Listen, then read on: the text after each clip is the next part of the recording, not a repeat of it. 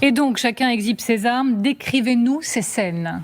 Regardez d'abord ces images. C'était hier soir, dans les rues de Téhéran, un convoi militaire armé qui défile avec, à son bord, des drones. Quelques mètres plus loin, place de la Révolution. Là, c'est une foule très nombreuse, très compacte, qui est réunie autour de ce camion. Pourquoi une telle effervescence ? Eh bien, je vous le disais, pour célébrer ces deux drones qui sont au centre donc, de ce camion, au centre de l'image, et qui sont présentés fièrement par l'armée. On connaît évidemment l'importance cruciale des drones dans cette guerre pour Téhéran. Ceux qui sont montrés par l'armée hier, sont montrés comme ceux qui se fait de mieux actuellement en termes de drones. C'est la première fois qu'ils sont exhibés par le régime. Les médias iraniens évoquent derrière ces drones la dernière génération de drones Arash. Une nouvelle version, donc améliorée, un modèle hybride entre deux technologies. D'un côté, la technologie Arash, de l'autre, évidemment, une autre technologie que l'on connaît bien en termes de drones, c'est la technologie Shahed. Selon les experts, eh bien, l'idée est de réunir le meilleur de ces deux connaissances pour faire un modèle hybride. Sur la forme, en tout cas, pour l'instant, ce drone, il ressemble plus à ce que l'on connaît des drones Shahed 136, l'autre drone donc, de l'armée iranienne. C'est peut-être l'une des surprises que nous promettait Téhéran et que l'on évoquait hier sur le plateau. On a déjà vu la précédente génération de ce nouveau drone, de ce drone Arash, à l'œuvre sur le terrain. C'est une arme de longue portée, jusqu'à 2000 km, et on a vu surtout son efficacité. Dernier exemple en date, c'était il y a quelques semaines à l'aéroport Ben Gourion à Tel Aviv. L'ancienne génération, donc Arash 2, a réussi à percer le dôme de fer, une victoire symbolique pour Téhéran. Un drone très difficile à détecter pour l'ennemi. C'est félicité à l'époque l'armée iranienne. Et que sait-on de cette arme ? Alors d'abord, c'est une arme à usage unique. Vous l'avez dit, c'est un drone kamikaze. Une charge explosive à l'avant, on ne peut donc l'utiliser qu'une fois. Comme pour le Shahed 136, c'est la simplicité du modèle qui en fait sa force. Si on compare avec les précédentes générations, on a une petite idée déjà de à quoi il devrait ressembler. Alors d'abord, une taille équivalente à un petit avion d'à peu près 2,50 m. Il y a à l'intérieur un GPS, des capteurs évidemment, un moteur là aussi tout aussi simple qu'on peut comparer à celui d'une petite voiture. Et puis pour le fuselage et les ailes, eh bien, c'est du composite plastique qui est utilisé.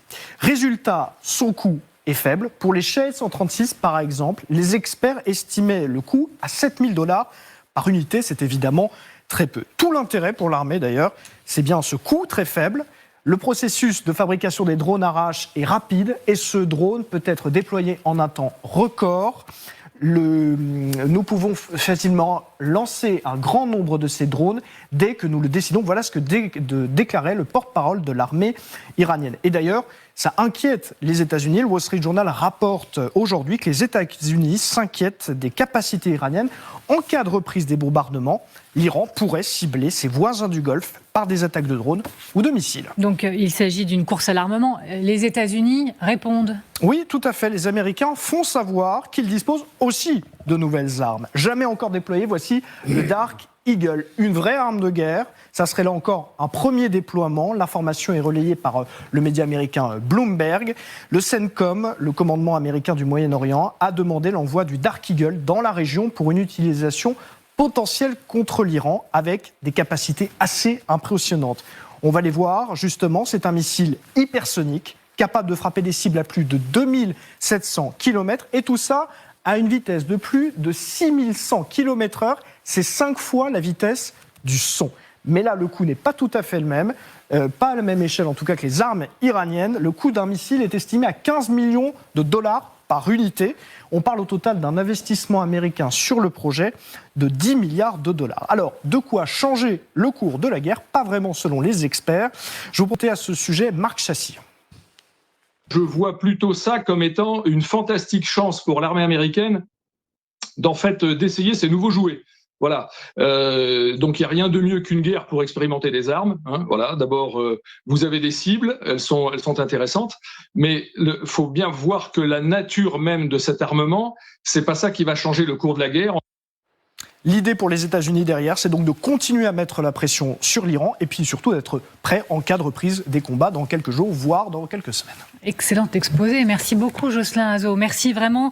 Alors, je me tourne vers l'expert militaire. Ah non, mais faites pas cette moue, bien sûr, un général tout de même. Je voudrais qu'on voit les images du drone iranien. On va commencer par la première étape et un peu de pédagogie encore. Votre avis, il peut changer effectivement quelque chose sur le terrain? C'est de la nature de ces drones que l'Iran a envoyés à la Russie pendant un temps. Bien sûr, et c'est un drone amélioré puisqu'il va à peu près à 2000 km, d'après ce que l'on voit, on les découvre avec vous, mais 2000 km, c'est à peu près la portée du Shahed. En revanche, le Shahed, il vole à 185 km/h, 200 km/h maximum. Là, on est entre 300 et 500. Donc, c'est un drone qui est beaucoup plus rapide, qui doit avoir une charge entre 150 et 250 kg d'explosifs. Donc, il peut faire énormément de mal. Mais ce que je voudrais dire, là, quand on voit ces deux armements, vous avez typiquement la raison pour laquelle les Américains se sont trempés de guerre.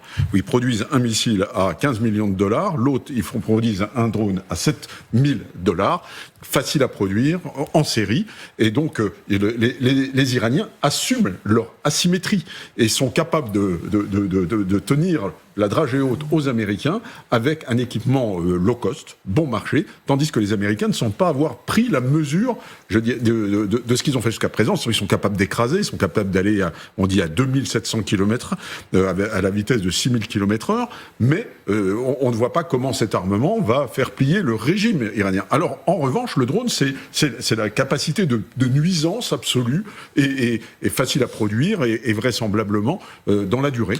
Donc, je pense que là, on a exactement le symbole de cette asymétrie qui montre pourquoi l'Iran tient face aux États-Unis. Le message envoyé, l'analyse de Dominique Moësi et l'efficacité de ce message. Et après tout, n'est-ce que donc, de la propagande et l'arbre qui cache la misère de la réalité militaire de l'Iran? J'ai peur que non. En fait, on entre dans le 3e mois de la guerre et les Iraniens ont un message très clair. Vous voyez, j'ai tenu tête à deux des armées les plus puissantes au monde, l'armée américaine et l'armée israélienne, et chacun envoie un message lié à son avantage comparatif.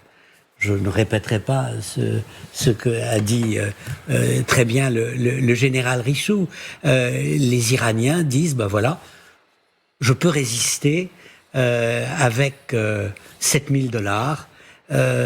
Ça a marché sur la mer, ça va marcher sur d'autres terrains. Mais je crois que le fond de l'affaire est un peu différent. Il s'agit pour les Américains, après avoir bloqué les bloqueurs sur le plan du détroit d'Ormuz et avoir porté la bataille sur le champ économique, se rendant compte que ça n'avait pas fonctionné, de revenir au plan militaire et de mettre en avant leur puissance, leur supériorité technologique.